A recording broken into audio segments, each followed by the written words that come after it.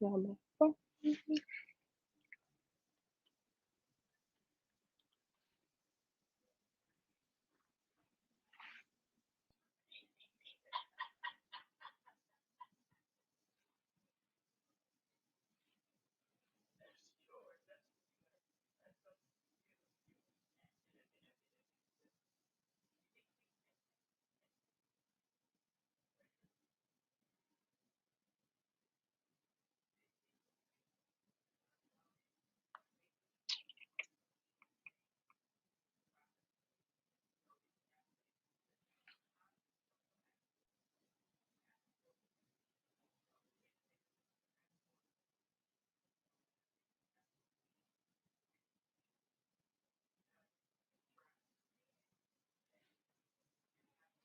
Measure this up.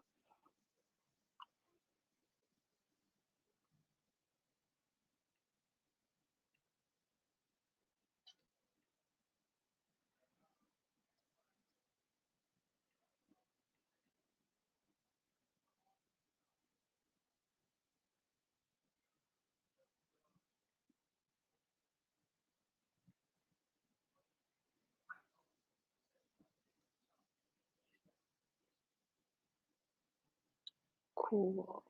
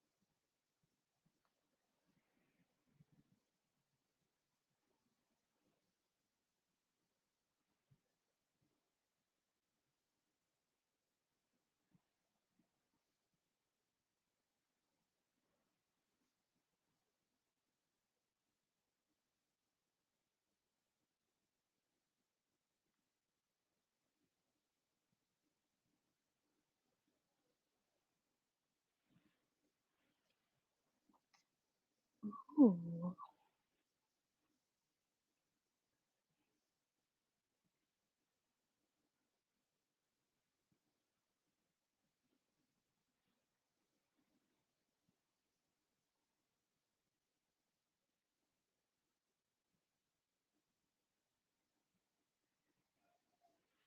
Okay, let me post this on my Instagram.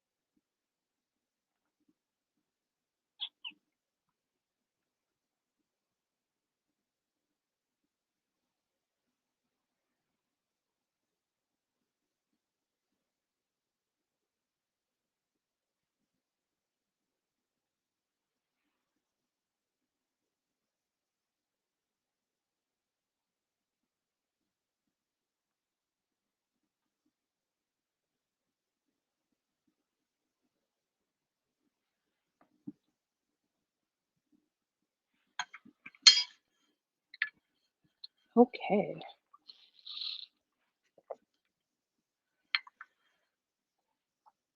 Let me wait for more people to join.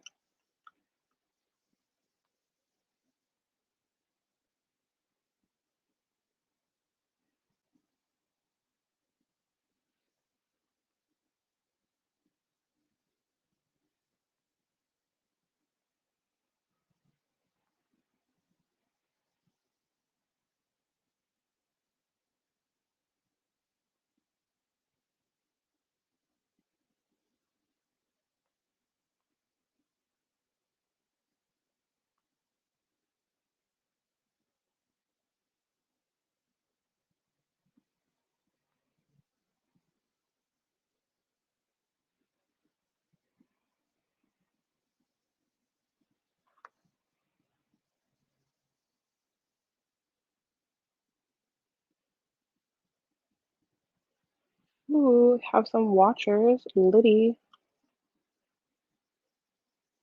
Let me know if y'all can hear me. If my audio sounds weird, let me know.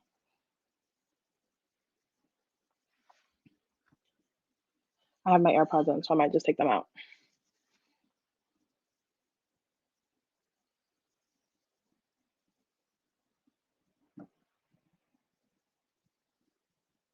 I'm just gonna wait for a few more people to come in and then we'll start our discussion. I hope you guys are excited. Let me stop playing with the computer. I hope you guys are excited. Um, this has been long awaited. This book is a lot. We're gonna get into everything. If I'm looking down, I'm looking at like the comments on my phone and also like talking points that I have. Okay, cool. You can hear me. Great. If you know somebody who loved the book, or who loved the series, well, this might be spoilery. So if you know somebody who read the book and loved it, send them the link so they can join us in our discussion. So overall, I would love to hear you guys just like overall rating of the book. If you're in the middle of it, I know a couple people were like, "Oh, we're still reading." So if you're in the middle of it, like that's fine. Like, what's your vibe so far? 1 to 5 stars. How do you feel about it? And then I'll like go into my feelings. Yeah, I know I talk a lot, so I can be here all day. I've been reading some reviews about Sky, so there's a lot of mixed feelings. And I feel like you can tell who like the OG Ember fans are and like who aren't. Walaikum salam. Thanks for joining us. For those who don't know, welcome to the Iqra Trials, which is my Muslim book club. I started it in 2020, revamped it for 2021, and this is our first live show, which I'm super excited about. And the first book that we're starting the year with is Sky Beyond the Storm by Sabaa Tahir, which is the last book in the M in the Ashes series. Which every time I say that, I just feel weird. I'm like, how can it be over? Like, are you sure she doesn't have anything else to write to say? Like, I came up with a few plots. I have a few talking points that I would love to give Sabaa Tahir, but yeah, allegedly the series is over. I saw her tweeting that she was writing something, and I refuse to just let it go. So maybe that's just me. But yeah, we're gonna get into all the details about A Sky Beyond the Storm. This is probably gonna be spoilery, but I think for the beginning, I'll try not to get too deep into it. I was gonna have a guest, but I feel like just for this being like one of my favorite series and our first live show, I figured you guys would just want to see me. But we'll definitely have some guests for the rest of not the rest of the year, but I would definitely say a couple of months we're gonna have some really cool guests, which I'm really excited about. If I'm late to respond to questions, it's because I'm looking at the chat. Not you cried. Yo, literally, y'all will see in my clip, in my clip. Okay. Y'all will see in my Sky Beyond the Storm reading vlog. If you guys don't know, I'm doing reading vlogs for every book that we're reading this year, inshallah. I can be consistent. Y'all can hold me accountable to that. But I literally was like reading the blurb and I just started crying. I was like tearing up. I've had this book since I think I got it like a week or two before it came out. And the fact that I didn't pick it up till like last week, I feel like really speaks volumes to how scared I was to read the book. I was very, very triggered and nervous. Like I was literally like, oh my gosh, what's Sabaa gonna do? Like I've never been this scared to look at some paper. Like it's actually a bit concerning. Yeah, I definitely cried. I cried before it even started. I was crying when like every time I touched the book, I cried. Hey, we love to see it. I love that. Shout out to sending your friends your favorite YouTubers. That actually helps me a lot. So I really appreciate that. Also, yes for the hijabi. We love to see it. I might just focus on the comments on StreamYard because I feel like some of y'all are like, what are you talking about? But I'm gonna go back and forth. But yeah, so let me pull up my notes and we will get into our discussion. I'm literally nervous sitting here because I love the series so much. Okay. Where's it at? Oh, here it is. Sidebar, I don't know if it's just me, but I literally use Notion for everything. I organize my entire life on here. Cool. Okay, so one thing I love about this series is that Sabaa Tahir definitely carries the timeline very well. From the first book to the second to the third and now to the finale, all of the books just flow seamlessly into each other. You're not having weird ass um time jumps or going like backwards in time or like we like it's pretty seamless in my opinion. And I love that with each book you pick up you're pretty much starting almost right where you left off with the last one, which is really great. Excuse me, you guys know that I was doing the Ember read along with Penguin Teen throughout this summer, so I literally like just finished Reaper a couple of months ago. I think that was like what 3, 4 months ago I finished Reaper. So I'm like fresh. The book was fresh in my mind. I was like super ready to jump back into this story. Um, Essentially, the plot in this book for well, there's a couple of different plots. For one, Elias is now the soul catcher, and he like sacrificed himself for Darren and Alaya. I will be mispronouncing people's names sometimes on purpose, but hey, Salma, welcome to the live. Let us know your rating for Sky Beyond the Storm, 1 to 5. And oh, also, if y'all want, you can leave your rating for like the whole series. If each book is different ratings, I would love to hear your thoughts and what the ratings are for each book. But yeah, so Elias in this book is a soul catcher. And the way I describe it, Elias is pretty much a drug addict. Let me explain. The fact that he's like to become the soul catcher, he has to sacrifice his emotions and everybody that he loves, and he's also so consumed with all of the grief surrounding being a marshal and all the people that he killed. He constantly talks about how when moth what's the thing name, anyway, he constantly talks about when the thing that is like magic, moth, let's just call him Moth. When Moth is present, he's like how Moth brings him like a cooling effect. And he just feels so at peace when Moth is like, I guess, with him.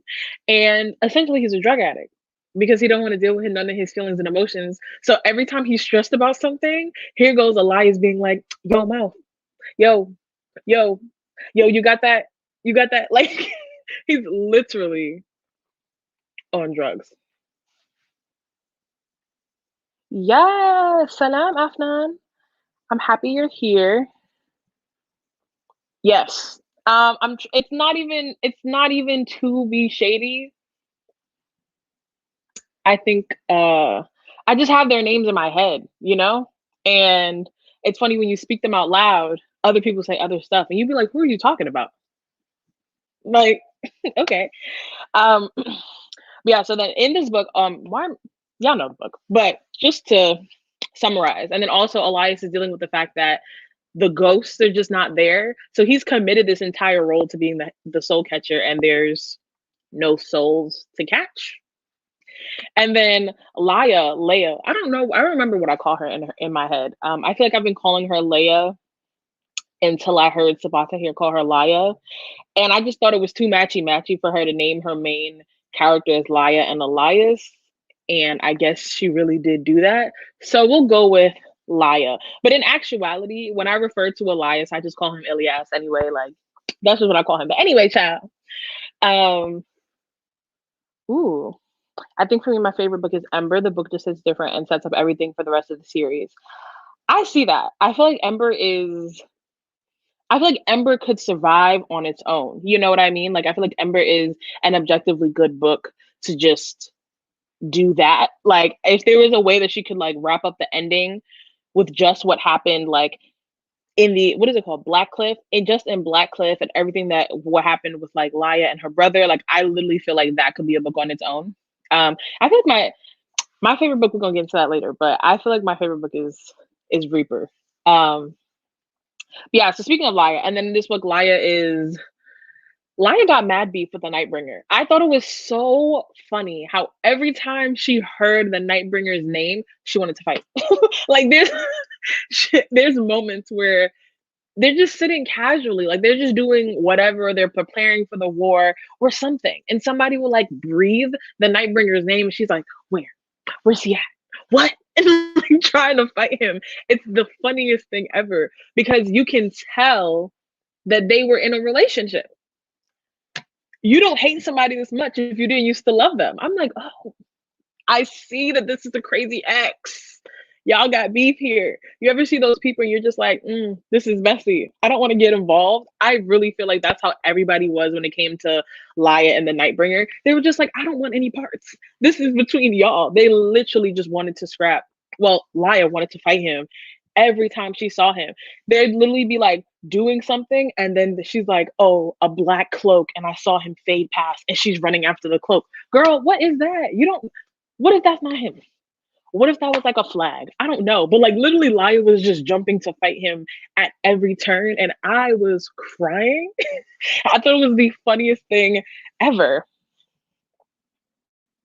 But yeah, so she also finds out that he's basically the one getting rid of all the ghosts.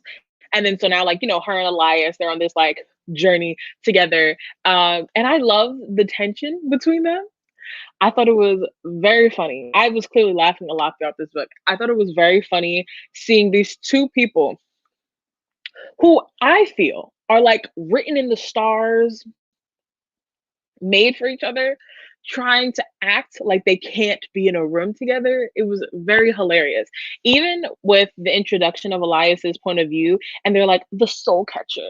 And the soul catcher said, and he's like, call me soul catcher, don't call me Elias. I'm like, boy, sit down. Okay, sit down. That's why I'm gonna call you Ilias. So that's what your mama call you. Like, I'm not playing with you. Sit down. Okay. You was not trying to make nobody impressed with this whole big and bad and I'm the soul catcher thing. We don't care, Elias. Okay. We don't care. And Laya gave him the same energy. She was like, child, anyway, uh, you need to get the souls. I need to fight the Nightbringer. We need to work together because our problems are one and the same. I love the fact that Laya was so willing to like stick around in a sense. Is that negative? No, not, I wouldn't say stick around, but she was willing to fight for Elias. And I think it was like Darn who said to her, he was like, if that was you, like stuck in a place where you were like hidden inside of yourself, you were just so gone emotionally, like you would want him to remind you of who you are. And like you only owe it to him to do the same thing. I love that. I was like, yes, you better tell her. Right. Right. I'm like, call me soul catcher. Like what? I feel like he swore he was like this bad boy in like a teen movie. And I'm like, Elias? Elias. The same boy that be crying every time Mommy Rila walk into a room, like Elias. It was just very funny. Hi, Sada. Hey, I'm happy you're here. Did you finish the book? Let the people know. Did you finish? I saw wrote me on Twitter the other day. She's like, yo, I'm like halfway through. I'm like, ma'am, no, absolutely not. But yeah, Alliance and Laya, just the banter and the antics were really funny and really cute.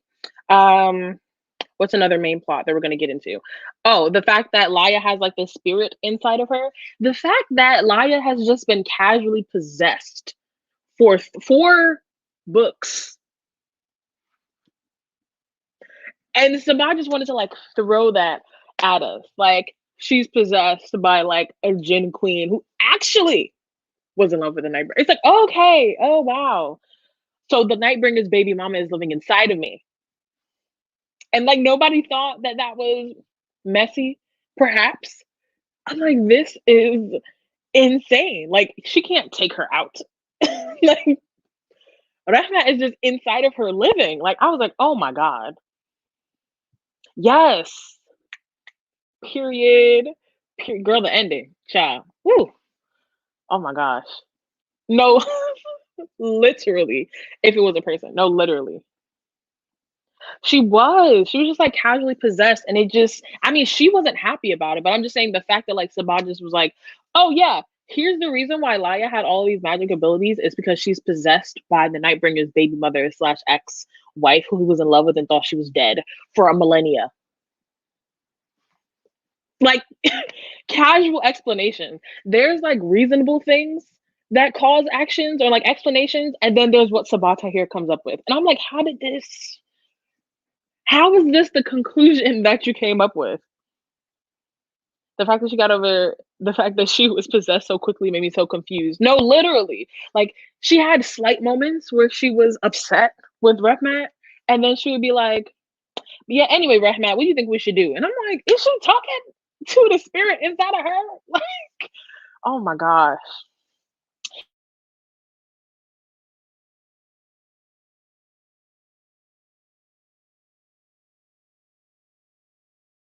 What the hell?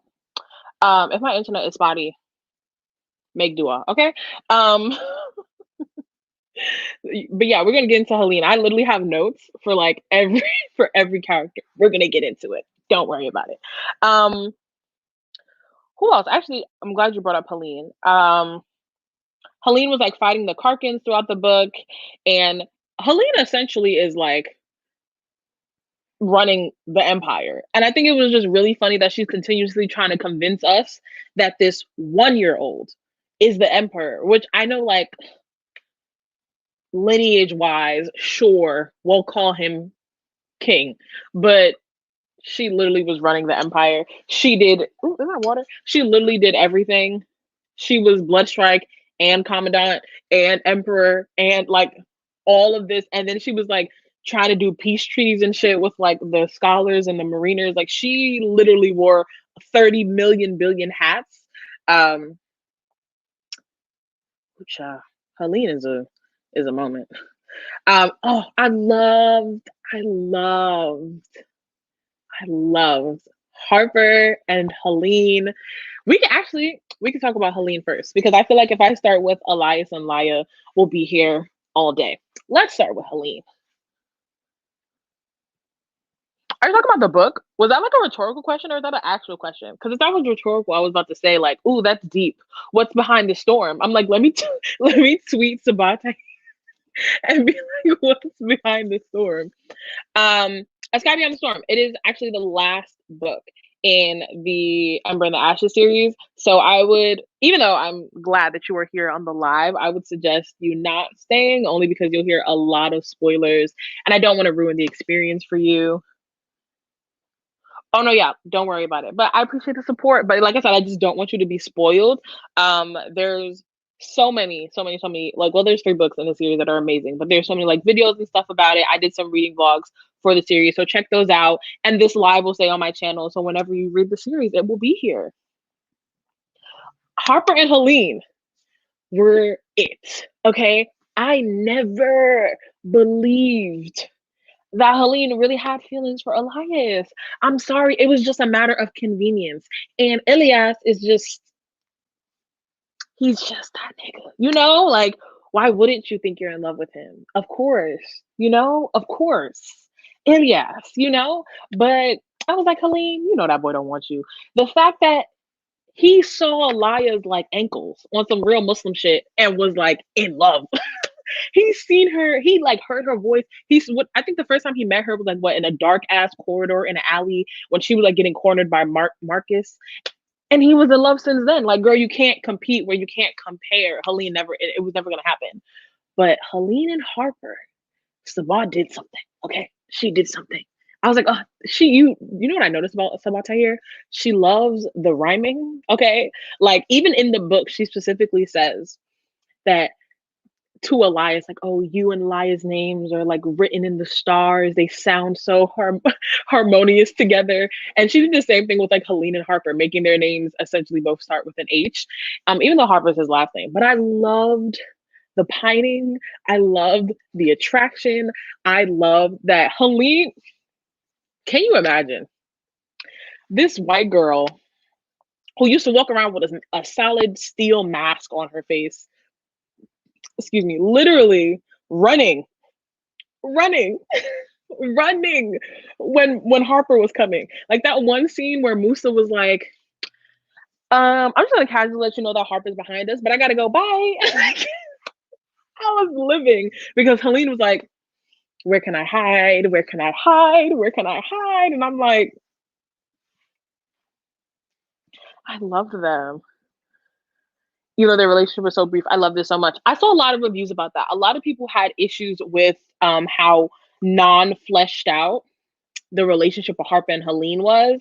And I agree. I think that there is valid criticism there. But you guys will hear me talk about this the majority of the time that I'm talking about Helene. She is a colonizer.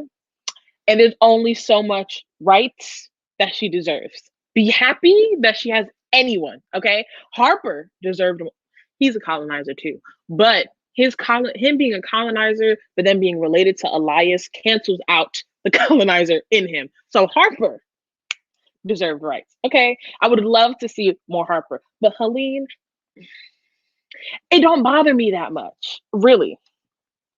I would have been happy if Harper didn't die. However, I did like the dynamic between her and Musa. I did not hate Helena as much as I did before. In my eyes, she's redeemed. I thought it was asking about the redemption arc. I didn't want Harper to die either, right? I think that Sabaa could have chose between Harper and Livia. I don't feel like they both needed to die. I also thought it was very weird that Livia died just for Zacharias to still be alive, even though Karis was holding the baby. Like, I feel like if you were going to kill Livia, like if you were gonna get in the palace, would you not kill the emperor? You know what I'm saying? Like if there was anybody to kill, obviously killing Livia would hurt Helene. But if you killed Livia and Zacharias, or just Zacharias, you would hurt Helene and the entire emperor. You know what I'm saying? It was just like, okay, I don't think they both needed to die. I don't think it fulfilled things plot wise for Harper and Livia to die if the goal was just like, to torment Helene even more. Y'all know how Sabaa Tahir is with her characters. Yeah, so I definitely agree that I didn't think Harper needed to die if Livia was already dead. But the way he died did make a lot of sense.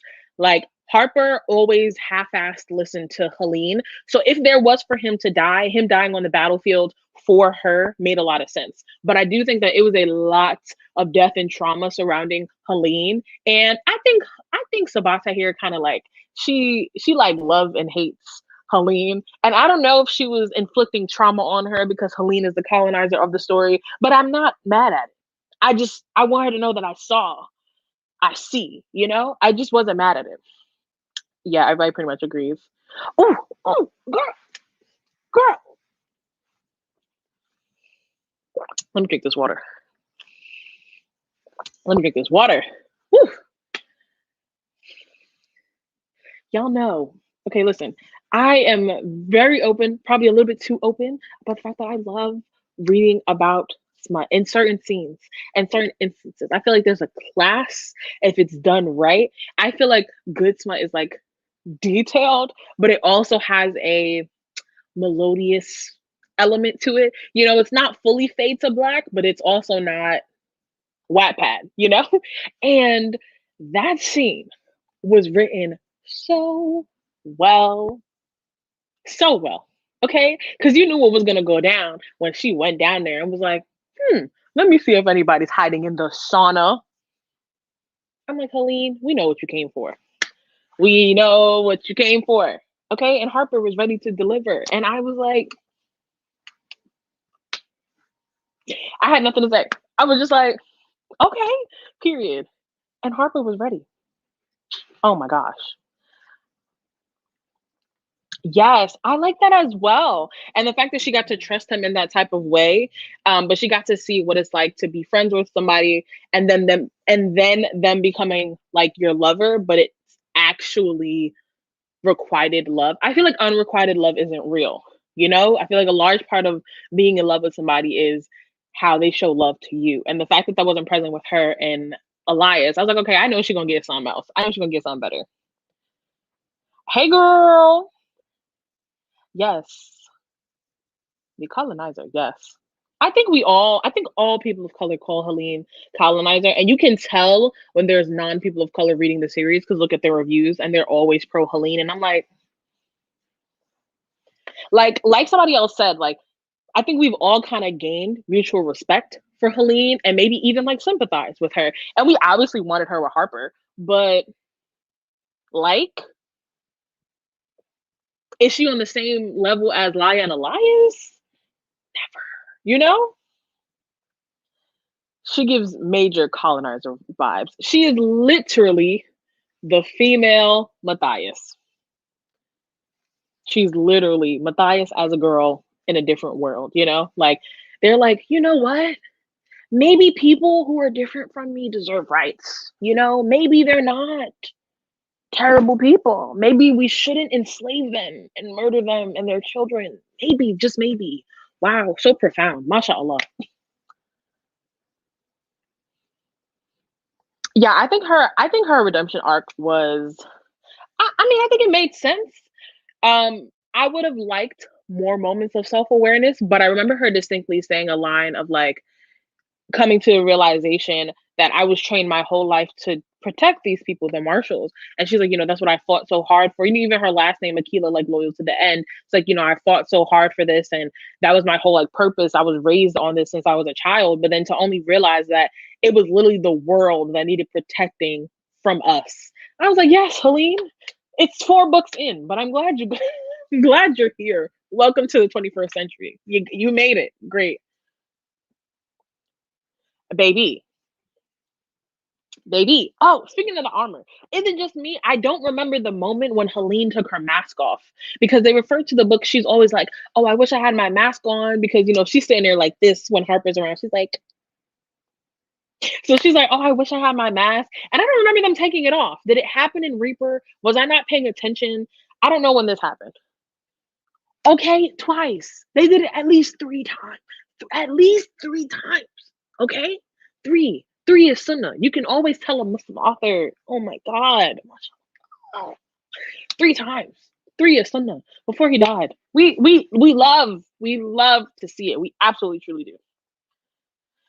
Helene was definitely peak white feminism and colonizer all wrapped into one. She was. And like most white feminists, um, the one thing I can say about her though is the thing that caused her to see the colonizer part in her was her relationship to Laya, which I don't think we talked about yet, but I loved that they were friends.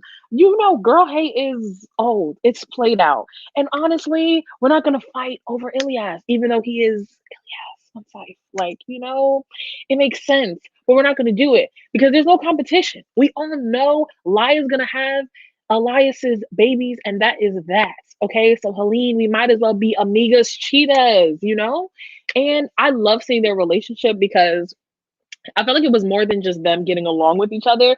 The fact that you had moments where Helene was like, "Oh, I wish Laya was here." Like, and I always admire this in Laya, and I wonder what Laya would do, and like, what advice would Laya give me? I was like, "Oh, y'all really like each other." I feel like that was so cute. I feel like that was the biggest redemption arc because Helene was giving Laya mad hating ass vibes from day one, and the fact that she was like, "You my girl, I love you." I was like, "Oh, that's so cute." Let me stop shaking this computer. I'm sorry, y'all. Yeah. Yeah, but I mean, Nina was you notice how Lee Bardugo did that and Nina wasn't a person of color? She was like marginalized in another way, but I was like, y'all both white, so I guess I'm gonna leave y'all alone. It probably don't bother her that much, but Matthias was never gonna be with Inej. Inej was never gonna look at his ass as, attractive. Speaking of, we're gonna talk about Shadow and Bone maybe all the way at the end. Somebody please remind me to bring this up before we close out because I would love to hear you guys' thoughts on that, even though that is not what this live show is about.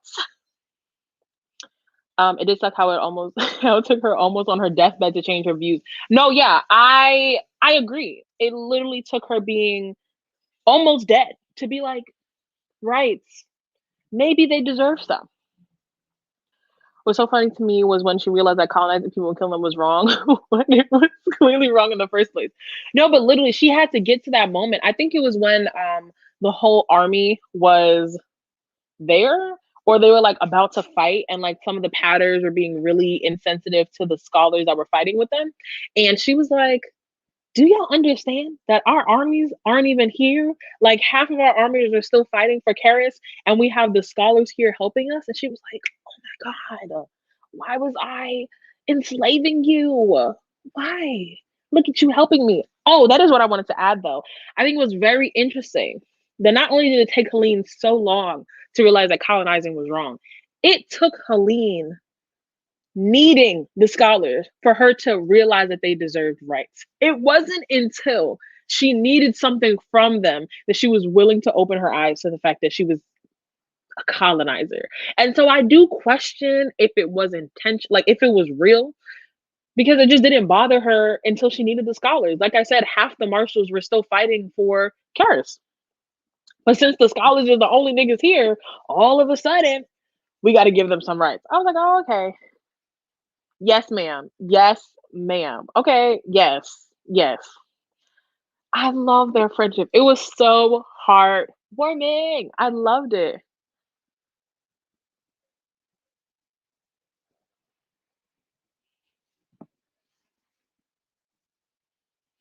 Let me get into my Raven Simone moment. Hold up. Let me just. I'm thinking about Reaper, which is my favorite book. And I swear if. Because. Wait. Ah! Ah! Okay. It, it literally came to me. I got it. Okay. Um. This is the end of Reaper. And I remember in Reaper, it's constant conversation about the fact that the Nightbringer was showing up to like help her, right? And she was like, somebody was saying like he wants something from me. She was like, yeah, he wants something from me. She just doesn't know what it is. Like, why is he helping her out? And then he kept warning her about stuff. And he was like, there's gonna come a moment when you need me. This is not it. Oh yes. And she was literally on the battlefield and ripped that shit off her face. Thank you for the reminder. But I'm a real fan. Did you see how I literally just manifested that entire scene back in my head? Like, honestly, give me my props. I hope somebody was recording, um, because that was a whole ass Raven Simone moment. Like, I'm glad y'all witnessed that. Who is the next person we want to get into? Let me make sure I hit all of my Helene points because I feel like, oh, this is what I was gonna say. What I loved about Helene in this book, which isn't really doesn't have anything to do with her and more so about the people around her. I love how seeing her relationship with Livia, with Zacharias, little baby, and Musa and Laya brought so much life to Helene because up until now, Helene's whole entire character arc, her whole entire personality was the fact that she was an Aquila, loyal to the end, loyal to the end, loyal to the end. Like her whole entire personality was being a marshal. And I felt like seeing her interact with the baby, with her sister, interacting with Laya, interacting with Musa, I feel like it just humanized her so much. And I finally was really able to be like, oh, there you are, Helene. Like, outside of being a colonizer, you're kind of sweet. You know, I loved seeing that aspect of her. And like I said, I think it just softened her up so much. But I can say I think we all can agree to the fact that Helene suffered not the most. I'm not gonna say that. I'm not gonna say she suffered the most, but I will say that Helene definitely dealt with the most the English. This is the only language I speak, and I'm speaking it poorly. Helene suffered the most in regards to deaths in the book. She lost, let's count, shall we? So, first of all, she really lost Elias because as soon as Elias saw Laya, it was a wrap. Then her sister started hating her when her sister was engaged to Marcus. And then and then Marcus killed her sister, killed her mom, killed her dad. Then Karis killed Livia. Then Harper died. We're at like 6, 7 people, you know? And I'm like, it's a lot. I think I tabbed in the book. There was a moment. Also, let me show y'all my tab because I feel like I tabbed quite a bit. There was literally a moment. I wish I could find it, but I literally was like, "Yo, Helene, if that was me, I would just lay down and die." Like that sounds very gruesome. I'm not trying to trigger anybody, but just like getting to that place of being like, "Wow, everybody I love is dead." I'd be like, you know what? My friend is the soul catcher. Okay, I'm calling him on speed dial. You know, Laya, Zacharias, love y'all, but I gotta go. Elias, hold my spot. Just take me to the other side. I'm truly ready to go. But the fact that she got back up and she was trying to move on, I was like, you know what? Helene, I respect you because I'm telling you, I literally was like, okay, take me now. I was just ready for that to just be done with. Um, um I'm screaming. Once Helene got some color in her life, it opened her mind. No, literally, and it wasn't until there were, and this is something that honestly I hate. It's human. I hate it, but we have to work on it. The fact that people don't have respect and care for each other until they have personal relationships with them, I hate that. I hate that. I know that's how it happens for a lot of people, but like I hate it. Like just respect people because they're people. Like that's it. Like the idea that somebody's only worthy of respect if you deem them worthy of is selfish because treating somebody with respect, basic decency has nothing to do with you. Like it's just what people deserve. Like sorry. Yeah, she hung up that little that hood, you know? Her hood and her mask are the same. I'm glad we're here. I'm glad we're all here. Loved it. She was, and they really brought so much warmth to her. I was like, oh, look at how she interacts with people. Like, I feel like Laya is the sister she really wanted. Cause I'm sorry, when her other sister died, I didn't care. Cause she was like, yeah, Helene, you think you're better than me? You think you're gonna get my man? Marcus? With the mental illness? Mark? You're crazy. The rapist? You're insane. You're insane. Like nobody wants him. Sit your little ass down. Maybe Helene should become soul catcher with all the no, yo, okay?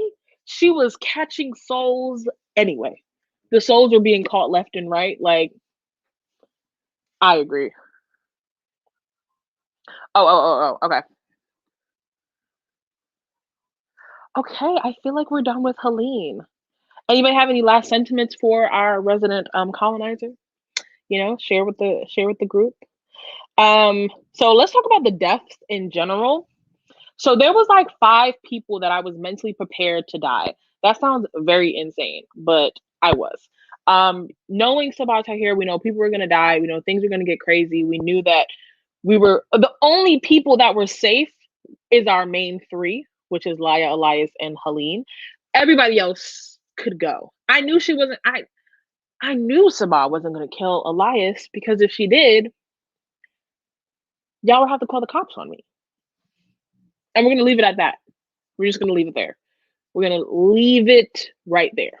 But I assume like 5 to 7 people were gonna die, and Sabaa Tahir gave us so many extras in the series just so that if people were to die, we have so many options. We had so many options of people that could die. So I assumed that it was going to be like Ferris, Dex. I did assume Harper. Who else did I assume? I thought she was going to try Musa, but baby, I'm happy it didn't happen. Because I'm telling you, if Musa died, you can't kill him. He's named after a prophet. It's sacrilegious, okay? It's borderline a sin. You cannot do it. Oh my gosh. She did, but I feel like she had to lose everyone around her in order to change. That lifestyle was ingrained in her, and it really took that much. I agree. That's why I said it's human of her to feel that way. And I think it was real. I mean, I would have liked something different, but if we're being realistic, that's how most people operate. So I was like, okay, I get it. I honestly thought Harper would be soul catcher at the end. I thought he would run to take his brother's place. Listen, anybody but Elias. When I tell you, yo, Lord, when I finished Reaper, and I said this in my review and in my vlog, I was like, this feels like the final book. How can you wrap up the series other than this? Not that I thought that I wanted them to suffer at the end. Like I didn't like that he was soul catcher, but it felt like such a permanent thing. And if there's one thing I learned from books is everything is not what it seems. Okay. In Wizard of Waverly Place fashion. Like how did she write him out of being soul catcher? We're gonna get there. Y'all better not start talking about it in the chat because you know all I want to do is talk about Elias. I'm trying to have patience, please. I thought majority of the characters other than the main 3 would die. Yeah, I was prepared for like things to just die left and right, and I was like, okay. Okay, okay, because she knew she would have had a riot. She would have had a riot on her hands. It would have been a problem. You know what's funny? I would have loved to interview Sabah, but I was like, I don't think I can emotionally sit here and try to. How do you speak to the woman who like did so much for you? Like, what if Sabaa Tahir was like on the screen right now? What would I say to her other than me geeking out about Elias? You know, I can do this comfortably here, but no, child. I hope he wasn't either because it would have been a problem. Yeah, I just didn't. I literally had no idea how they were gonna like write out of that. Um, so although the main three didn't die, I did feel like I said before, I felt like majority of the deaths made sense. You know who I was really sad about? I don't know if he died. Did Gibran die? Um, Aya's brother, did he die? She got shot by an arrow, I think. And I don't know if she died. Did she die? One of them died. I love them together though. I thought Aya and Gibran were so cute. Like Aya gave me older sister who's really short but like super powerful vibes, and like Gibran is just like this lanky younger brother who's just so stupid. And Gibran was trying to shoot his shot at somebody, which I thought was really, really, really cute. I love that. I love the presence of the tribes. I feel like the tribes are just my favorite aspect of like in regards to all the different cultures. And I think that's just because they were the most you can tie to like being Muslim. Obviously, like the scholars were South Asian and the marshals were white people. And I don't know what the mariners were.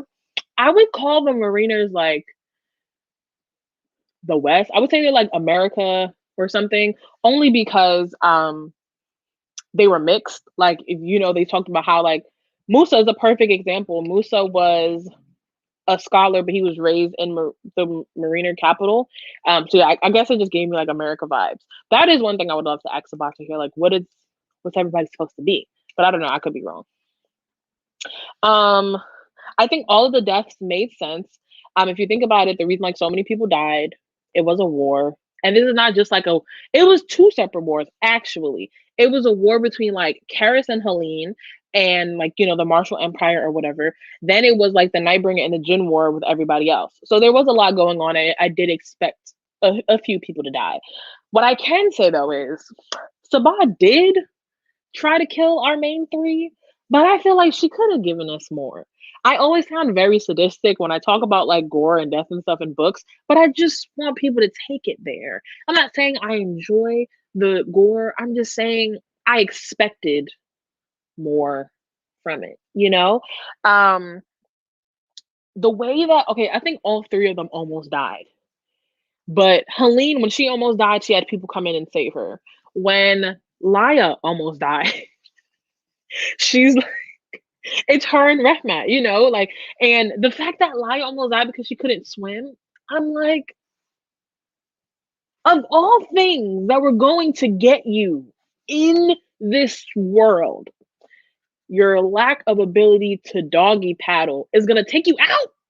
Yo, I wish, I just wish the stakes were higher, you know, like, I wish they, like, shouldn't somebody have lost a toe at this point or like a finger?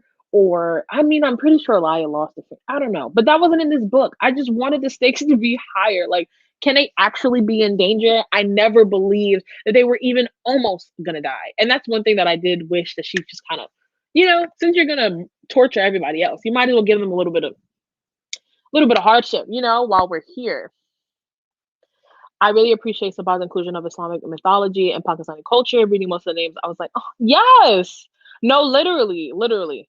I love that. It was so funny when they were trying to figure out Rahmat's name, like what it meant. And I just was like, you know, Rahmat, I don't know what it is in you know, most of the languages in that region of the world, they kind of stem from each other the same way how like English and Spanish and like all of those stem from each other. So I don't know if like Rahmat is just mercy in an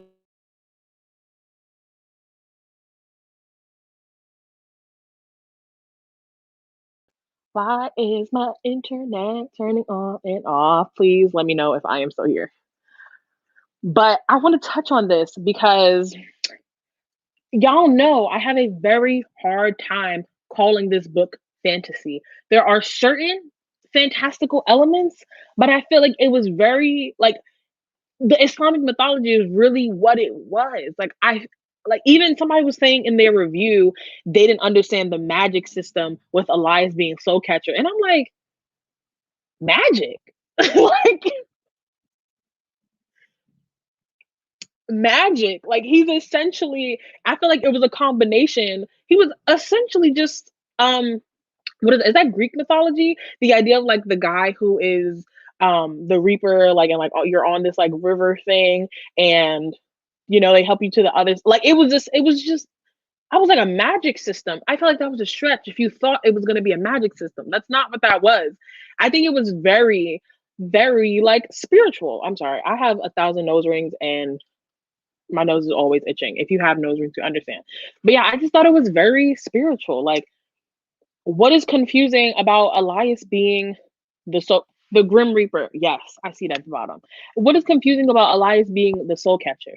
People die.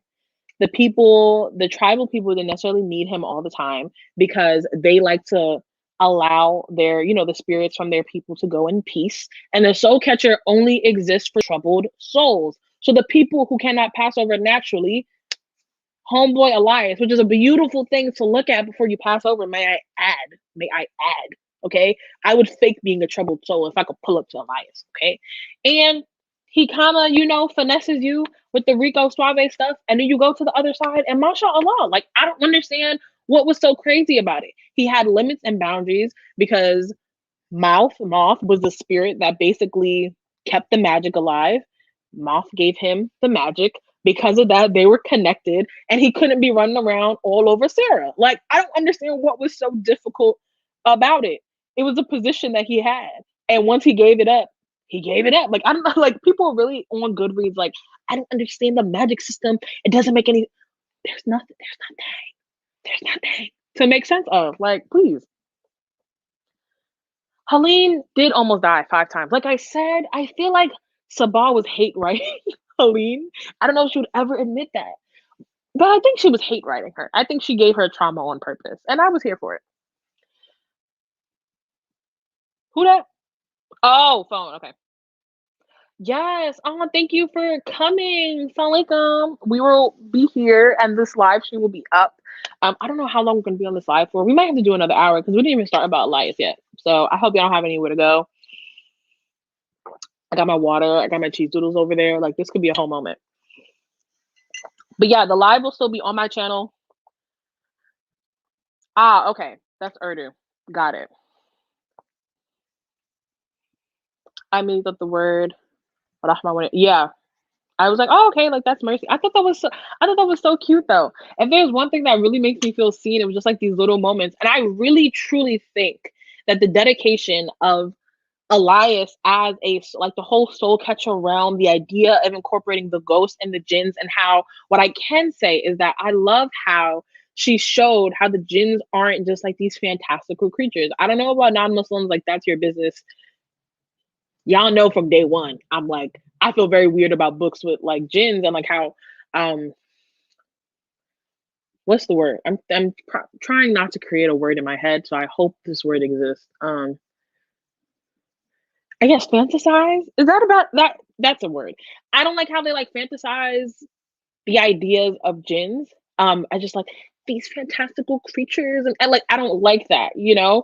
Because like we as Muslims know, like they are very much real. So the idea that they're just these creatures who are, causing mischief and X, Y, like what powers is like, it's just not real. So a lot of Muslim people, like obviously they write a lot of lore on it, or they write it in like their stories, and like that makes sense. But what I loved about what Sabaa Tahir did was that she also showed like, I was gonna say the human aspect, but I guess that's the only way you can describe it.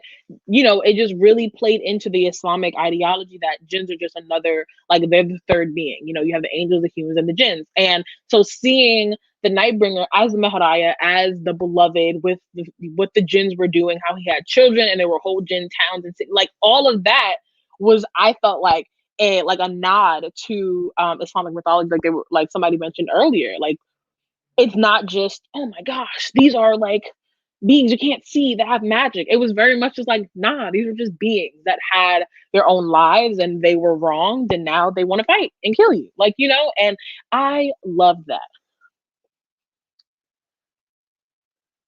Okay. Okay. I've been like, ya Allah, I'm ready. I'm ready. Take me now. Literally. Yeah, like the jinns were doing their own thing, and then if y'all hear stuff, sir, where are you going? Like, okay. But yeah, I love that they were just like doing their own thing, and you saw how they really were truly like they were just regular. They're just another being. And I think that that was just really important to see. So that's why when people are talking about, oh, the magic didn't make sense. Oh, like, girl, you don't have the range. That's really what it is. You don't have the range. What else am I going to talk about? Oh, resurrection. Since we're talking about deaths, now we had people that literally were resurrected, and then we had people that just popped up who weren't there before. Now, for one, um, it was what's his name? Spyro Tillman. Was that his name? Spiro, whatever. I thought it was very interesting that he was in that little tunnel, and I'm like, nigga, you've been gone for a whole book. How did you like he ran away what halfway through Reaper? Like Spiro was gone for a minute and he was just in a tunnel. And he's like, yeah, the augurs told me to be here. And let me tell you something.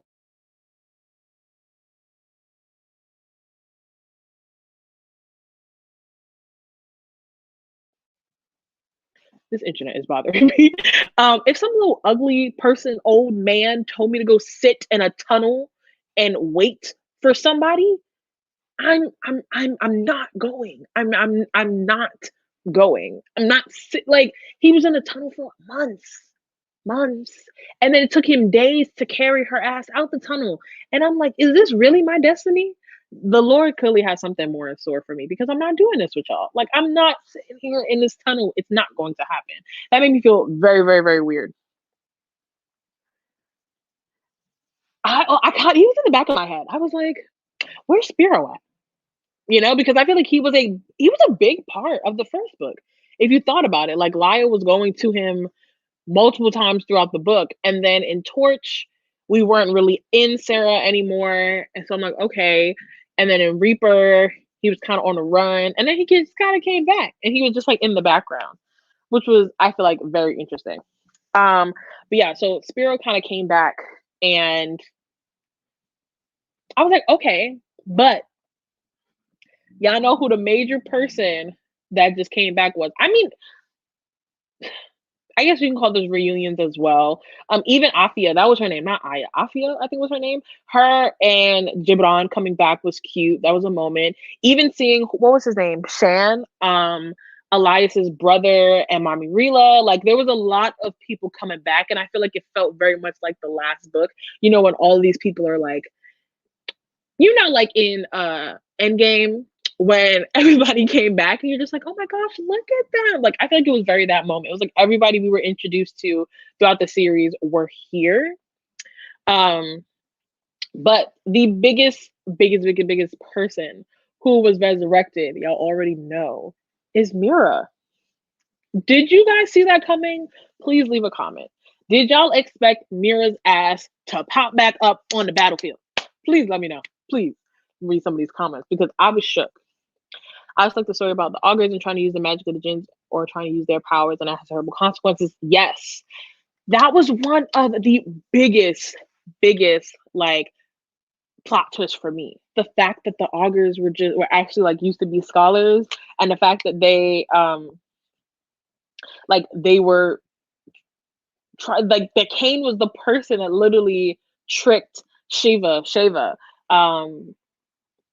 to get the magic of the jinns. I was like, oh my gosh, Sabaa, like wow. Yo, I was so shook. I was like, is that Mira? Like where I was like, where did Mira come from? And she's immediately on the battlefield. Um okay. So I just want to talk about Mira as Cook. I feel like Mira's character was so interesting. Sabaa has a way of writing these characters that are so morally ambiguous and like morally gray, but they're just so fascinating to me. Like I feel like the way that Mira was just Cook. Like, it's a whole other book, and I cannot wrap my brain around the fact that she was just Cook. But it also goes to show the level of like pettiness of Karis because Cook was there for years, years, years. Girl, I was like, huh? And then when she's finally in touch with Laya, she got an attitude. I'm like, hold up, mom. Like, what's up, Umi? Like, what's going on? And then for her to die, I was like, oh my gosh. I thought it was weird that Helene was like, oh, I kind of missed the Cook. And I'm like, girl, she wasn't your friend. She was trying to give you hints and stuff so that you didn't kill Laya. Like, she's like, oh, I miss Cook. And the image of Cook dying, I'll never get out of my head. I was like, girl, shut up. I don't care about that girl. But yeah, Mira coming back was such a twist. I didn't know. Okay, I was a little confused. I was a little confused about something. Yo, this was it. This was it. I was a little confused because when what happened? When I'm losing it. What was I gonna say? Oh, okay. So I was a little confused because we know that Helene went and talked to Karina, which is Karis's mom, and she was like, "I'm not even going to think about this because then the Nightbringer is going to take it out of my head. Like I can't even. I'm not even going to address it." And I'm thinking that Karina gave her this like superpower or something. I don't know. I don't know. But the fact that I didn't draw the connection between like Karina. Wait, am I? Is this? Am I getting the connection now? Was the connection that Karina knew that um Mira was hiding in the forest? Was that the connection? Other than just telling her about Karis's like life story and how, Karina died because she was killed by Scholar rebels and that's what happened with Karis and blah blah blah. Other than that, I'm really trying to think like was that like did Karina tell Helene about Mira still being alive? Please comment down below because I'm very confused about that. I thought she was gonna really have something, and then Mira is there, and I just didn't think it made any sense.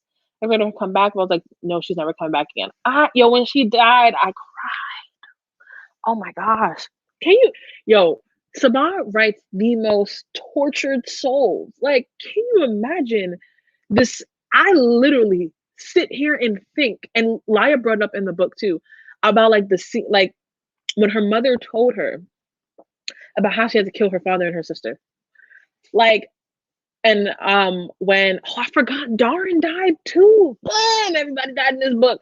When Darren died and Laya was like that sound triggered her because she couldn't get the sound out of her head of like how her dad and her sister died. I was like, like these are lifetimes of trauma. Y'all know I'm all about like mental health and stuff. And I'm just like, is there therapy? Like how? Yes, the one thing she did as a mom, she killed Karis and she gave her daughter a husband. Really, she allowed her daughter to be happy. And apparently, she was also the person who helped Harper and Helene escape during the siege. What siege? Explain the siege. I, you know, I have the images of the book in my head. They're just all scrambled. Explain the siege. We're gonna come back to that. No, it was just so sad. But Mira coming back, I was like, girl, yes, I lived. I lived. I was like, get her. Oh, I feel like because they are, I was gonna say, why do I think of Karis as a mom? But Karis is a mom. I forgot, like Elias. But when you think about these two moms who have been through like so much craziness and weren't good mothers to their children, and they like that was her ending. I felt like, ooh. And then even when Mira told Laya at the end, she was like, girl, I'm not built for this world. I killed Karis and I want to revive her to kill her again. And I was like, maybe you should maybe you shouldn't be on Earth. Maybe maybe you shouldn't. Maybe this is just not for you. Yeah, that was crazy.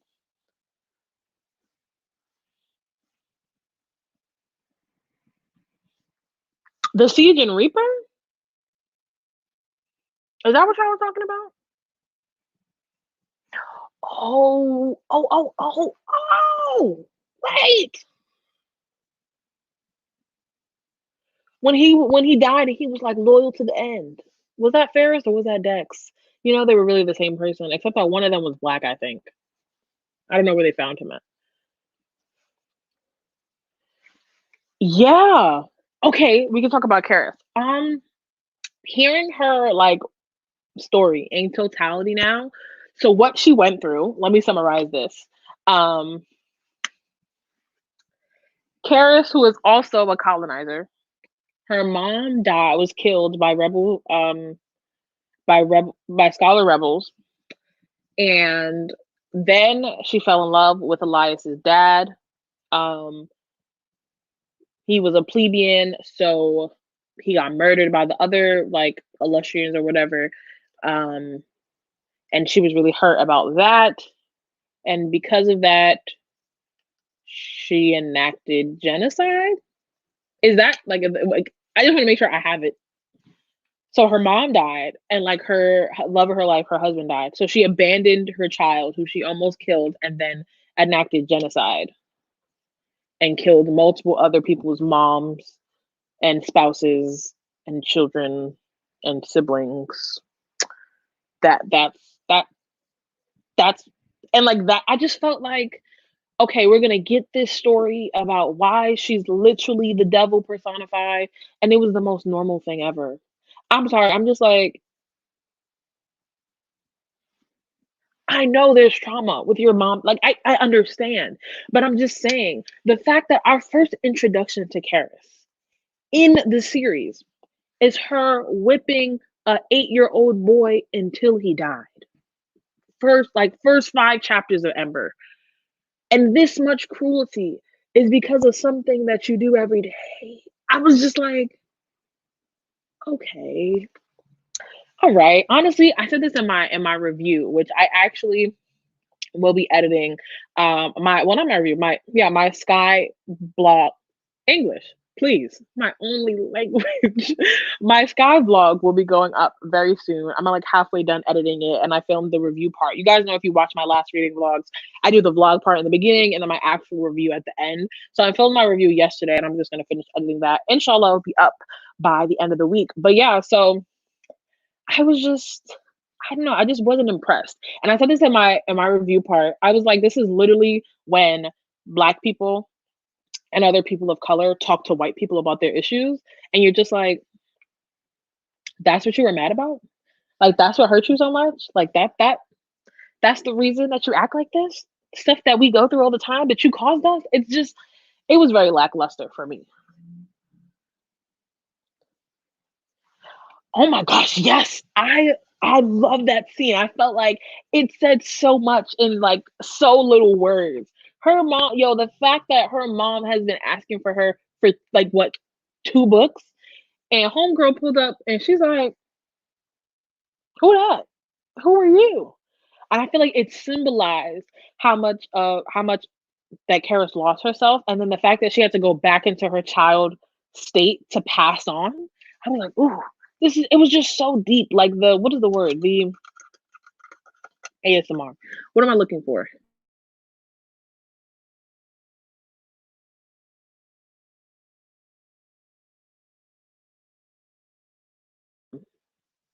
I'm just gonna keep saying that whenever the screen goes black. But yeah, but I think that was just one thing that I like about how Sabaa writes her characters, because everybody is connected in some type of way. Like Lias, Alaya, and La- what did I say? Elias. This is why I call him Ilias.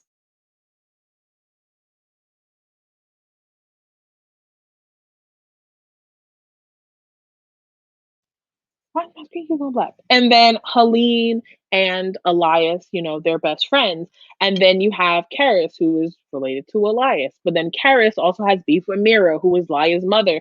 Karis is also teamed up with the Nightbringer, who used to be in love with Laya, but also was raised by Laya's father, and also is in love with Rahmat, who is living inside of Laya. Everybody is interconnected in the circle of life.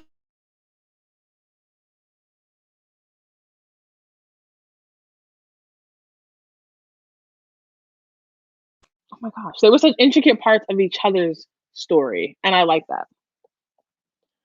I was cackling. She was like, "Huh?"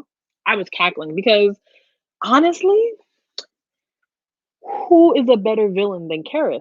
Like in Reaper, I remember I literally had to just put the book down and I was like, "You win." Like, us. I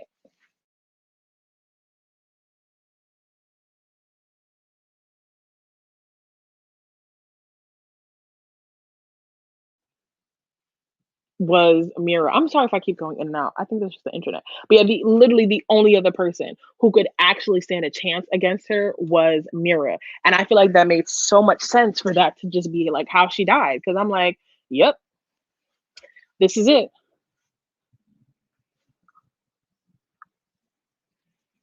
No, literally, I was just like, this is childish. It's a bit childish to me. Yeah, I felt like having Karis's point of we had one, right? I think we had one chapter of Karis's point of view. And the only here's another thing I wanted to know. Why was she so adamant about treating Elias bad if she was so in love with his father? Like, oh, because your father preferred him? Like, okay, your dad's a little sexist. It happens. Like, like of course he would much rather raise a son than a daughter. Okay, cool. But I'm like, you hate this boy for what? But then throughout the book, she tells the Nightbringer, leave Elias alone. She gonna tell Elias, Elias, stay away from the Nightbringer. Don't you call him Elias. Don't you? I'm like, don't you call him that? Okay? Don't you call him Ilyas. What did you do to deserve the right to call him that? Please. Allow me to understand.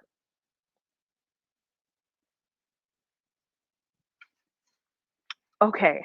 Next part. Who do we just talk about? Um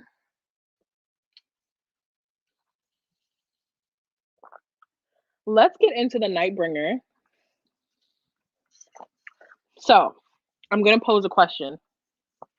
Do you guys have sympathy for the Nightbringer? Yes or no? Leave your comment and your explanation. You can make it long, you can make it brief. It is up to you.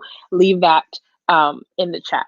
So, I just want to say that I hated Keenan with my entire spirit. I never liked that little redheaded wannabe Outlander boy. I never liked him. Okay. Never. It was very weird to me that Laya keeps referring to him as her first love. Cause I'm like, did you love him or were y'all trauma bonding? Did you love him or was that just trauma? You know? Um, I didn't see anything with them other than trauma. And so the fact, can we just I know we're talking about the Nightbringer, but we have to talk about the Keenan version of him. The fact that I slept with Laya first before Elias. Was she okay when she made these decisions? That's not what this live is about. But I just think about it often. How we had to wait 4 books. Four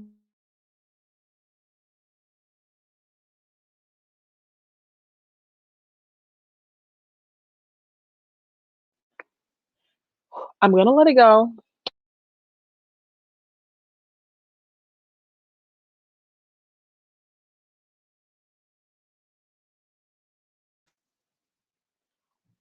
Is this thing reloading for y'all? Let me know. Comment real quick if my screen is like reloading for y'all as well, because it keeps reloading for me.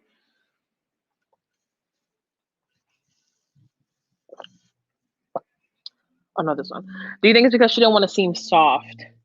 I understand her not wanting to seem soft and like as the commandant in the school setting, but I think there's a difference between wanting not to seem soft and like in inflicting cruelty on people. And even throughout the trial, she was adamantly like telling Zacharias and Marcus to kill Elias. And I just don't understand where that rage and aggression and that hate for your own child came from. I still just don't understand. Like you could try not to give him special perks and stuff, but I don't think that means that you should try to kill your own son, you know? Ah, okay. Okay. So if it happens again, let me know. Or if there's moments where it's happening and I don't know, if I ever like blank out, comment, let me know. I have sympathy because his entire people got locked up and he lost love of his life. He had such great capacity for love, and when he was wrong, it became hate. I said this in my review, but I feel like the Nightbringer is probably Sabaa Tahir's like most dynamic character. I think that he is just written so amazingly. And listen, I am not like a literary nerd. I don't claim to even know proper English or grammar, as you guys have noticed. But the way that he was written, like the way that she wrote the Nightbringer was so touching. I feel like his character is just devastatingly beautiful, you know, as a just as a person, the role he plays in the story, I feel like he represents all the moral ambiguity of the entire book. Like he is such a complex character. He literally has, like you were saying, such capacity for love, but also has done some atrocious things and is trying to do atrocious things throughout the story. And I feel like that just shows, I don't know, I just feel like it speaks volumes to not only Sabah's writing capacity, but also just what he means to every person that he's interacting with, you know? Like I said in the beginning, like Lyle wanted to fight him all the time. But I like the one thing that you see with the Nightbringer is that he was as tortured as the pain that he's giving to other people. Karis, she was like a psychopath. Like she literally was just insane. I feel like I don't feel like her amount of hurt gave her the like the right to do all of that. I think she was just crazy. But the Nightbringer, you saw that he had such sorrow. Like whenever he was around, he just felt terrible about himself, and he was just so happy to be around like the jinns and to like get his people back. And it was just like, oh my god, so sad. Such a nuanced and complex character for sure. Like he is not a simple character at all. Like I feel like there's no way you can like sum him up. He's just, even the fact that like his name, like his duality is shown in the names. And Sabah does this a lot throughout the entire like series. How Helene becomes the Bloodstrike, how Elias becomes the Soul Catcher, and the Nightbringer goes between either the Nightbringer or the Mahariah. And I think that just says a lot because the Nightbringer is what humans know him as, but he's known as the beloved, the Mahariah. And I'm like, oh my gosh, that literally just speaks so much to who he is. And unlike the other characters, you know, you see Elias struggle with being Elias and the Soul Catcher. You see Helene struggle with being the Bloodstrike and Helene. But with the Nightbringer, like he was, people were trying to tell him that he was still like the Mahariah, but he really wasn't. Not anymore. Like the conflict was from other people, but I think he took the Nightbringer name and like accepted it. And he was just like, this is my fate, this is what it is. And I just feel so bad. Like even the fact that to bring about the sea of suffering, he had to die. Because he was like, there's no being on this earth, there's no amount of people that could die that would replicate the suffering that I feel. I was like, Sabah, Sabah. Wow. Wow. Wow.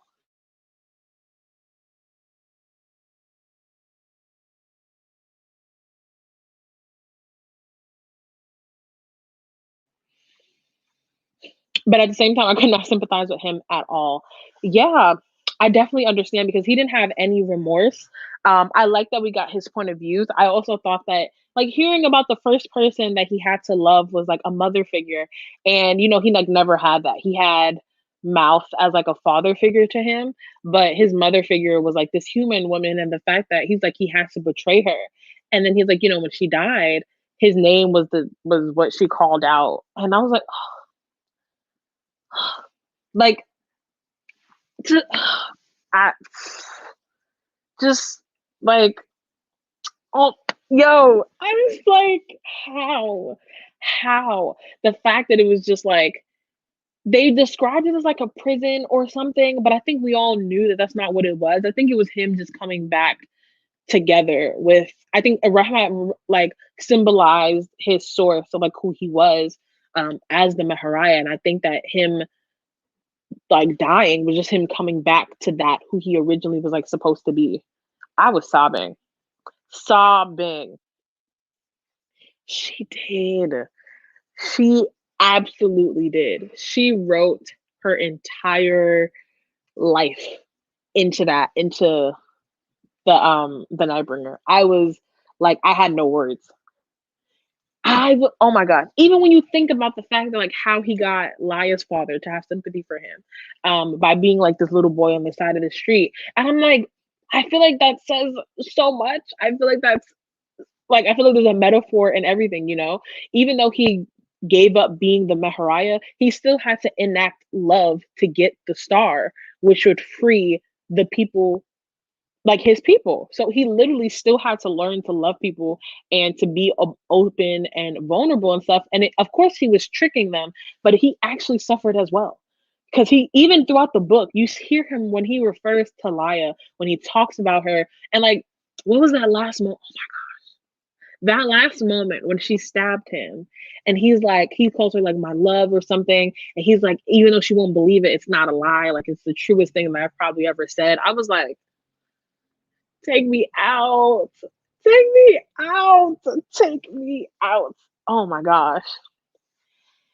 Just, he's just, even in his demise, even as him trying to be evil, like the source of it, he needed love to do so. Somebody give Sabaa Tahir an award just for writing The Nightbringer. Please. Please. I think it's time to get to Lias and Elia. Do I keep saying their names like this? Yes. This is why I just call him Ilyas, because I do not know this boy's name. And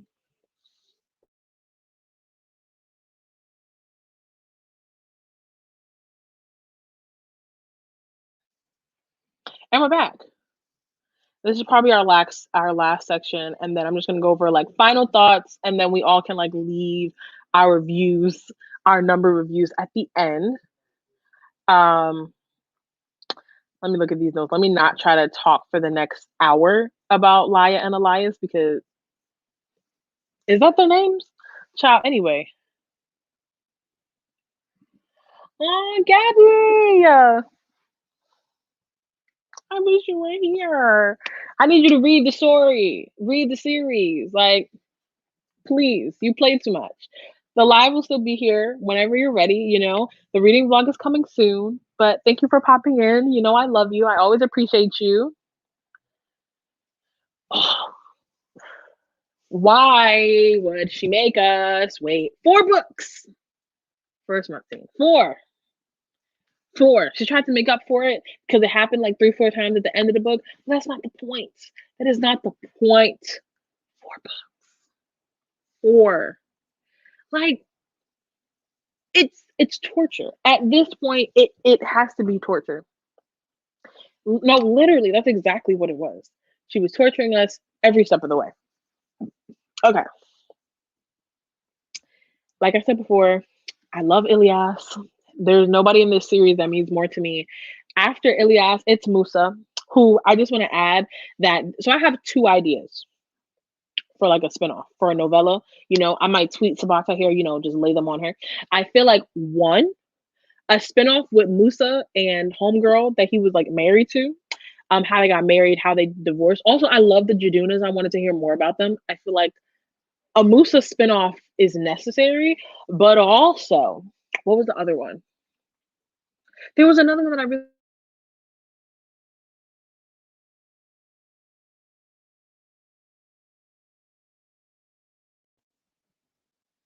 Why do I keep reloading? I'm glad you enjoyed it, okay? Because I was tired of suffering. You know, I feel like we deserve better. As such loyal fans. Okay, I'm looking at my notes. BT dubs. So I saw a couple reviews. I'm for standard. I mean, I feel like you guys can already tell, but I like to look at other people's reviews before I give my reviews about a book, because I think it's possible that other people can bring up points that I missed, or can add another perspective to what I was thinking if I was confused about anything. So when I finished Sky a couple of days ago, I left it blank in regards to reviews because I just didn't know what I wanted to rate it. But one of the complaints that I saw was that the characters didn't have a personality. And I wanted to touch on Elias specifically. I feel like Elias is so pure of heart. He's such a kind soul. He from the first book, he makes it very clear that he didn't want to be involved with any of the shenanigans that was going on as a marshal. He made it very clear that he wasn't comfortable with what was going on and that he just wanted to be free. But Elias is also somebody that was kind of bounded by not even duty, but his relationships with people.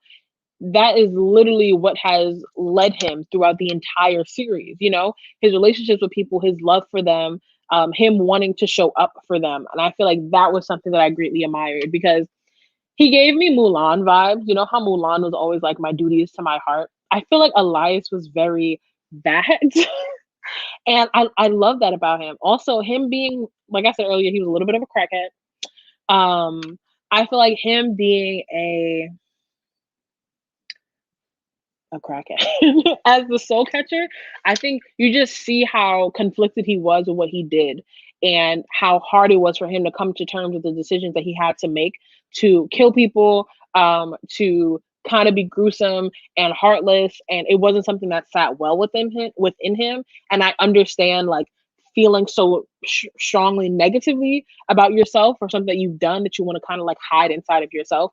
And that was something that I loved. I feel like Elias is a character I relate the most to because, like, you know, he wanted to do so much good. He just wasn't handed the best tools, but he still tried to make the best of what he had anyway. So like I hate when people are like, oh, he doesn't have a personality. I'm like, he is very loyal. He is very determined. Not only just loyal, but he loves very hard. Like even the people that he loved and cared about, he loved and cared about them to the end. And I just want to add that I love the part when Kane was like, nigga, you're going to have to remember them.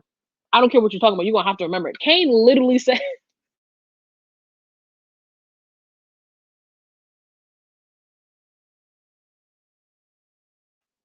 he came to Elias. I hate that it's loading, but he came to Elias and was just like, you going to remember. You finna remember. Okay. You, Laya. Uh-huh. Helene. Uh-huh. Uh-huh. You going to remember. Like, period. But yeah, he's so pure of heart. I love Elias. A Musa story would be so cute. I would love a Musa story. Oh my god. I am not arguing with that. I am not arguing with that. I I can't say if I agree or disagree. Um, I feel like Laya is a character we've seen before, but I feel like Elias is really the dynamic. I feel like I do feel like the most dynamically written woman of the series is Mira. And I feel like the most dynamically written man of the series is the Nightbringer and then Elias, in my opinion. I don't think that Laya was anything special, I can say. Is that what you mean by vanilla? Because if that is, then I agree. He's very loyal. I like how Laya started off the series as a weak main character and then gained strength over time. So many main characters are fearless and strong, and that's great, but not everyone is fearless like that. I agree. I agree. I definitely can see that. I see that point. And I also, but you know what? Another thing is, Laya reminded me of Zaylee from the Children of Blood and Bone series in this book, specifically how Zaylee was acting in Children of Virtue and Vengeance. If you guys haven't read it, it's very much like how Reaper and Storm was. I mean, and Sky was. In Reaper, you know, you have the prequel to the war, and then in Sky, it's an actual war. And so in Children of Blood and Bone, it's like the prequel to all of the fighting that's going to happen. And then in Virtue and Vengeance, they're actually fighting. And we see how like Zaylee literally was like, I don't care about what's going on. Like, I'm just trying to get my vengeance. And a lot of people were uncomfortable with that. And I feel like it's the same thing with this series. I don't know, I think like angry girls sometimes throw people off. And I liked that Lai kind of made some dumb decisions. Like I said, every time she saw the Nightbringer, she wanted to fight him. And every time, that she had an idea about something, she tried to go off alone and handle it. And she never listened to the plans that they came up with. She wasn't interested in following orders. She just wanted to kill somebody. And was it smart? No. But I feel like it was that recklessness, I feel like, is important, because I feel like a lot of the female main characters who are super strong and fearless truly believe they were right. And I think Elia makes a lot of decisions, and a lot of them in this book were dumb, and I think she knows that they were stupid decisions, you know? Yeah, I do also, I feel like I can also say that, how do I word this? Let me think about this before I hurt somebody's feelings about Laya. I definitely paid more attention to Laya in this book because of how she showed up for Elias. I think that adding on to the strong like character arc thing, I loved seeing her not just be vulnerable with Elias, but be vulnerable for Elias. Like he was literally sitting there rejecting her. She would call him Elias. He'd be like, "I'm the soul catcher.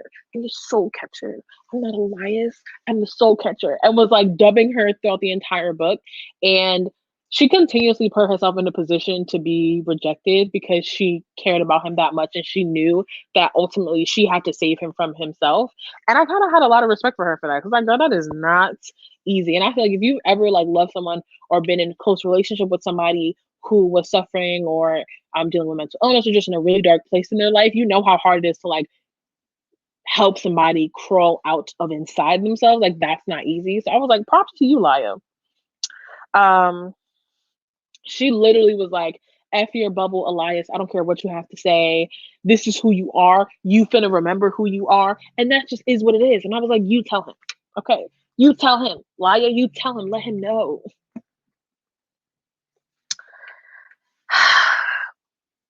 Kept the tension between Laya and Elias throughout this book was literally, it was too much at some point, especially when Laya was in the forest. I was like, nah, there's no way they're both in this forest. And niggas don't know. Wait, hold up. They were in the forest and Mira was hiding in the forest. Not saying that she heard anything, but I don't think that Laya would have made certain decisions that night if she knew her mom was hiding in the bushes somewhere. That's all. Just gonna leave it there. But oh, my AirPods are dying. Let me take them out and give you guys a minute to readjust to my new sound.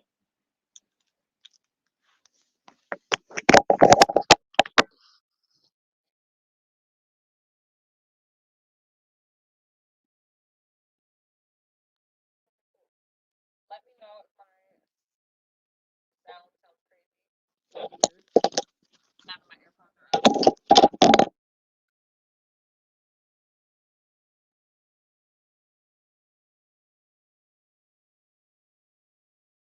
Read this book, I was like, oh, Ellie and go. This is the most.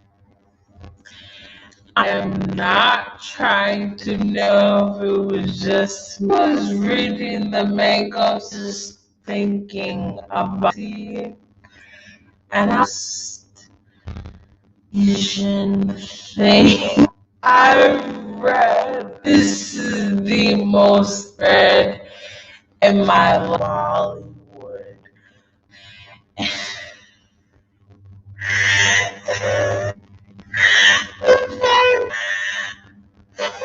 Twitter, we hear about this little ass head thing, and then it's on her arms, sticky,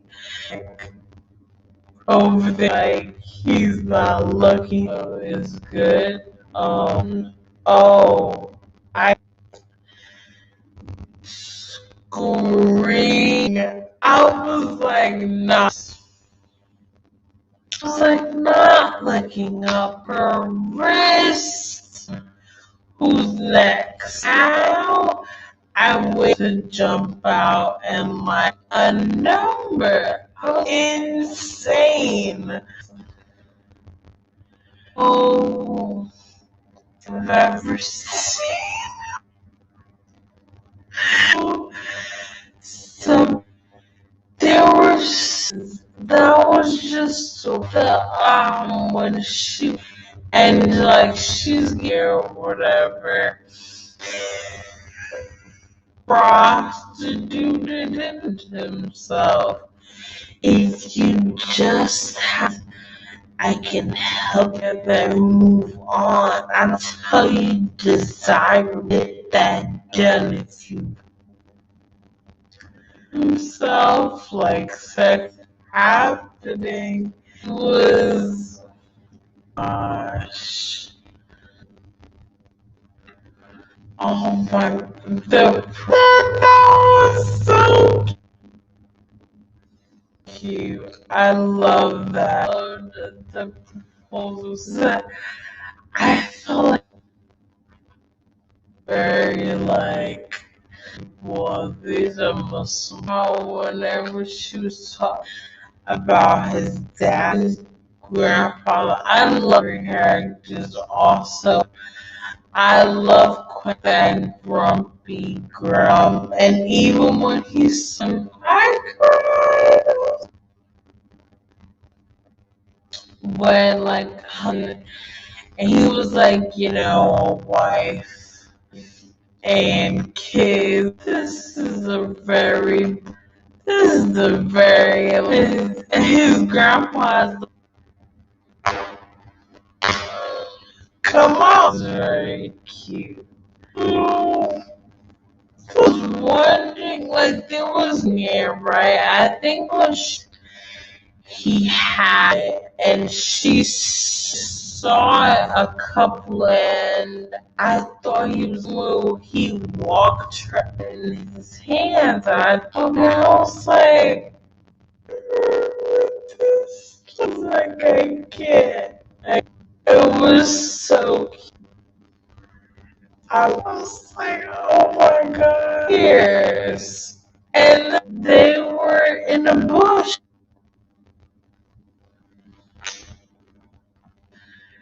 Okay. I know. And him standing there, oh, if you would give like, oh my, so cute. Honestly, this entire series between a lie, like that love story, like risky stuff. You can how they fell in love and their way back, and you say, I might.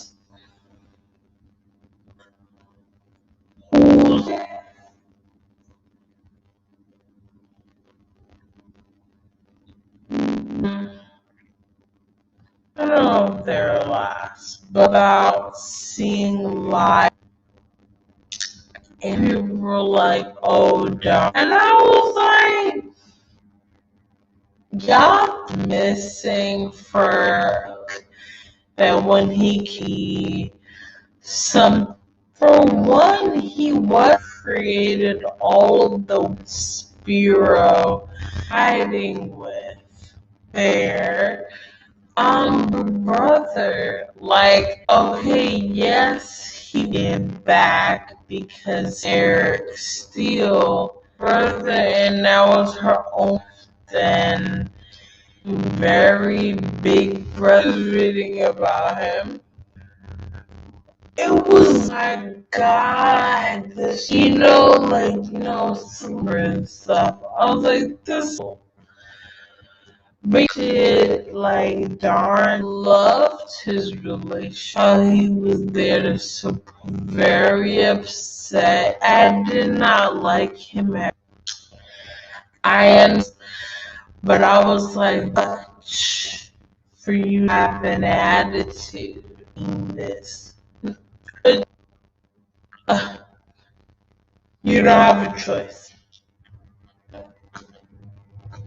Consent. you don't have a, but I loved him in like the little like connected like child what? It's a brother with little city of Jane and Zelle. You know, your reckless little gosh, please. And you know, or liar if sad when he died. I was so sad to think about passing and like a limb. I just and I'll pass on with his brother. Please, please do this. Oh, how was I gonna handle? And then horrible, I want to see my.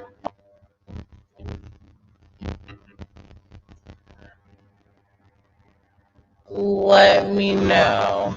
Dramatic response.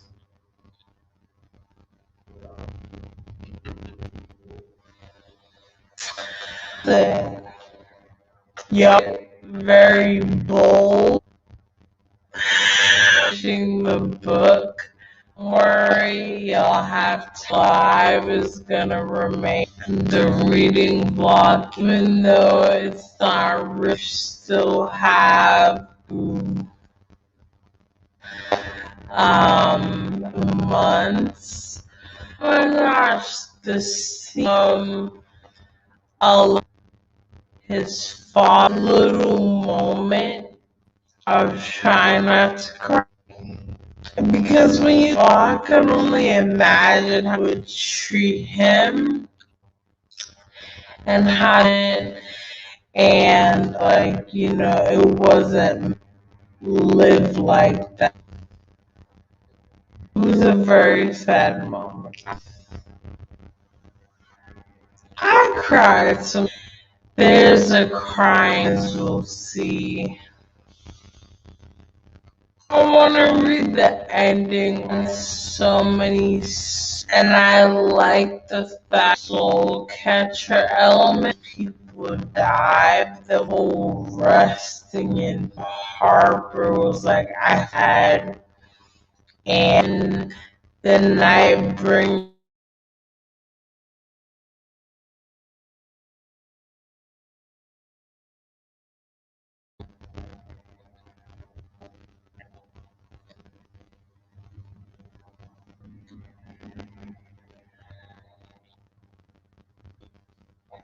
Okay. All thoughts, official rating. Overall rating was a 4 out of 5 stars. 5 stars for me because the big element about Helene. I feel like Helene chapters,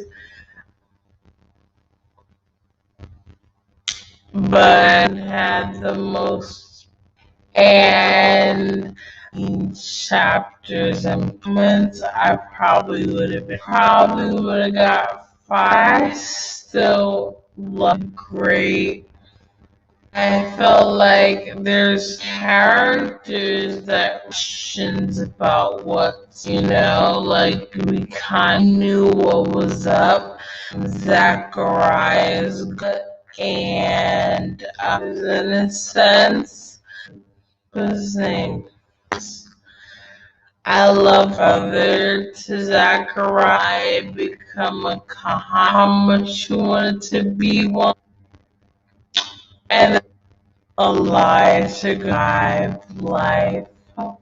Yeah, I just felt better the ending of every some tragic. There was overall good moments, in my opinion.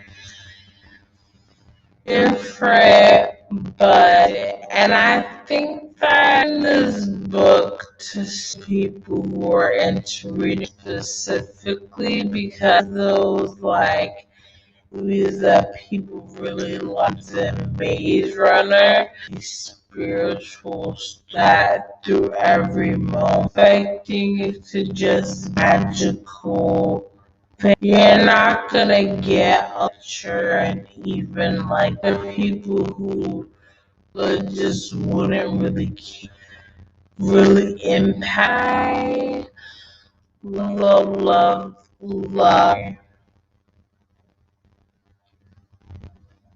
Looking at the chats, anything.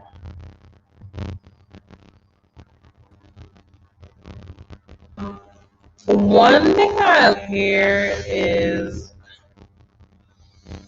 dehydrated kids. About is I like the back thing that she always has. This is always like some dedicated to like is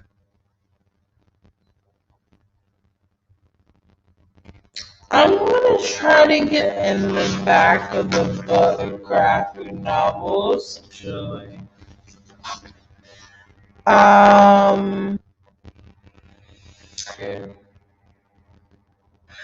But she died after really sweet because that was super cute.